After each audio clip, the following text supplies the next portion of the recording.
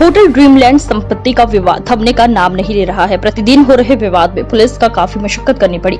आज हुए विवाद के बाद पुलिस ने दोनों पक्ष का शांति भंग में चालान कर दिया। वहीं एक पक्ष ने होटल के कमरे से जरूरी दस्तावेज और रुपए चोरी करने का आरोप लगाया है। आज सुबह होटल के कमरे का ताला खोलने को लेकर दोनों पक्ष में विवाद हो गया था, जिसकी सूचना पर पुलिस मौके पर पहुंची थी।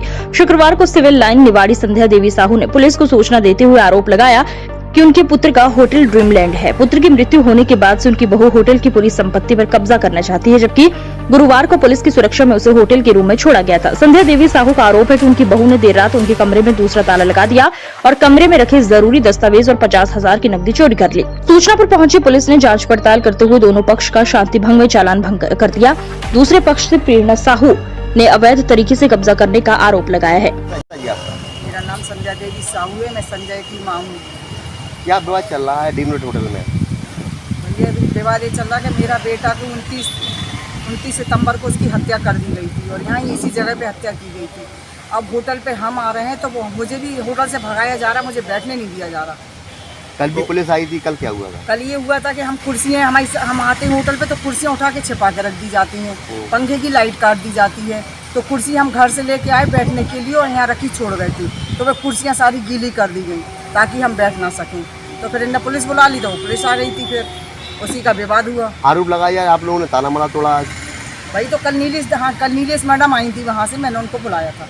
वो आई, हम धूप में बैठे तो उन्होंने मुझे धूप में बैठे देखा कि वहाँ की पंखा की लाइट कटी पड़ी, हम धूप में बैठे हैं।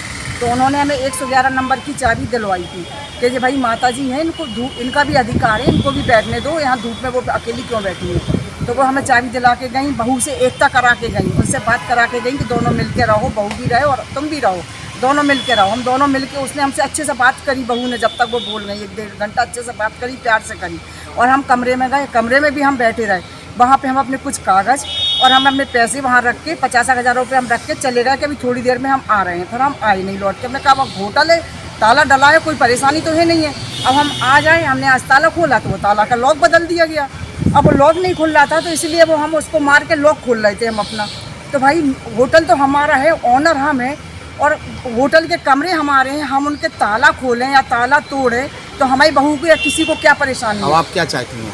भाई हम तो न्याय चाहते हैं कि भाई हमारा जो इनने हक जो छीन लिया है हमसे, जो कब्जा कर लिया है, वो हमें न्याय दिलाया जाए, हमें इन कब्रों की चाबी दिलाई जाए, ताले खुलवाए जाएं और न्याय दिलाया जाए। क्योंकि मालकिन मैं हूँ यहाँ की, अभी वो नहीं बनी है और उनको हमने मालकिन नहीं बनाया है। अभी मेरे लड़के के मरने के बाद मैं अकेली ऑनर हूँ यहाँ की, उनका हक और अधिकार नहीं है कहीं से कहीं तक। जबरदस्ती हमें घर में कमरे में नहीं घुसने दे रही है, परेशान कर रही है बहुत ज़्यादा।